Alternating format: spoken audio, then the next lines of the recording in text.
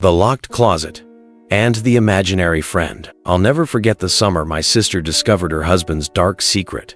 It started as a simple family visit, but by the end, everything we thought we knew about him shattered. My sister Emily had married young at 18 and had her daughter Sophie a year later.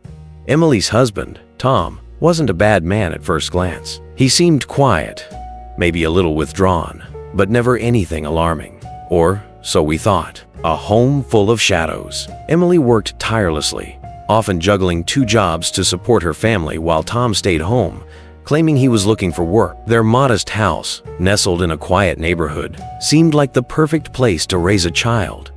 But beneath its peaceful facade, dark things lurked. One day, I came over to visit Emily. Sophie, 4 years old and full of life, greeted me at the door with a bright smile and a stuffed rabbit in her arms. "Auntie, come meet Jessica," she exclaimed, tugging at my hand. "Jessica? Who's Jessica?" I asked, amused. "My friend.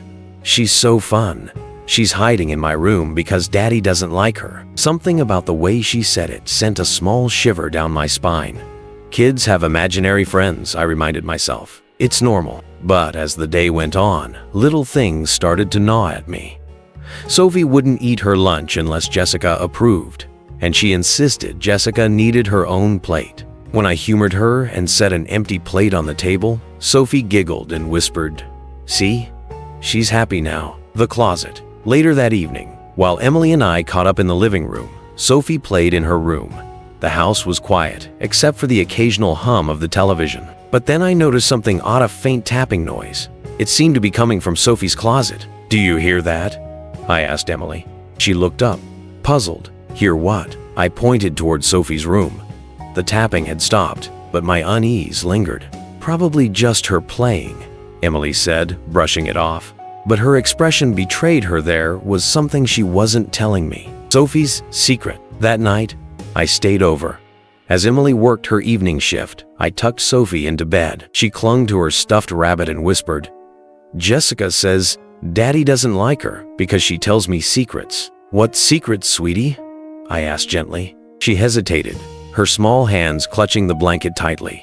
"Daddy puts me in the closet when I am bad. Jessica says it's not fair." My blood ran cold. "What do you mean, Sophie? Does he lock you in there?" She nodded, her eyes wide with fear. "Sometimes it's dark, and Jessica keeps me company. She says I am brave." I struggled to keep my composure. I kissed her forehead and told her everything would be okay, but inside, anger boiled. I knew I had to talk to Emily about this. Confrontation. The next morning, I told Emily what Sophie had said. At first, she was defensive. "Tom would never do that," she said, shaking her head. "Sophie has an overactive imagination." But when I pressed further, she began to falter. Here is no way, Her voice trailed off, and her eyes filled with doubt. We decided to confront Tom that evening. When he came home, Emily asked him directly.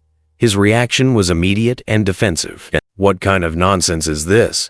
he snapped. "She's a kid. She makes things." But as he spoke, his eyes darted toward Sophie's room, and I saw something in his expression that made my stomach turn. That night, Emily and I waited until Tom fell asleep.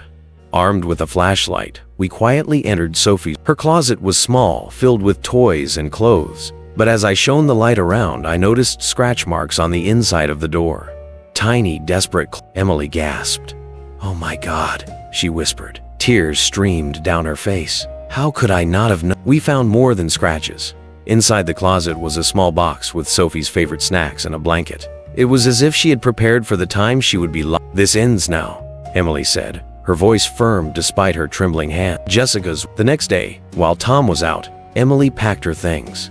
Sophie watched silently, clutching her stuffed. As we carried boxes to the car, Sophie turned to me and whispered, "Jessica says thank you. She says Daddy's going to be mad, but she'll keep him away." Her words chilled me, but I brushed them off as a child's imagination. That night, Emily and Sophie moved in. Tom's reaction was explosive. He showed up at my house, pounding on the door and demanding to see his family. Emily refused, threatening to call the police if he didn't. Eventually, he backed down, but not before shouting, "You'll regret this." For weeks, Sophie seemed happier, freer, But she still talked about One night, as I tucked her into bed, she looked at me and said, "Jessica's going away now. She says you'll keep us." "Of course, sweetie," I said, smile. But deep down, I wondered, who was Jessica? And why did I feel like she wasn't just imagining? Months later, Emily finalized her divorce from Tom, gaining full custody of Sophie. We thought the worst was behind us until one eerie I woke up to the sound of faint whispers coming from Sophie's room. As I approached, I heard her giggling softly. "Jessica says she scared him away," Sophie said when I asked what she was doing. "Scared who away?" She smiled, her eyes gleaming in the dim light. "Daddy, he won't bother us." The next morning, we received a call.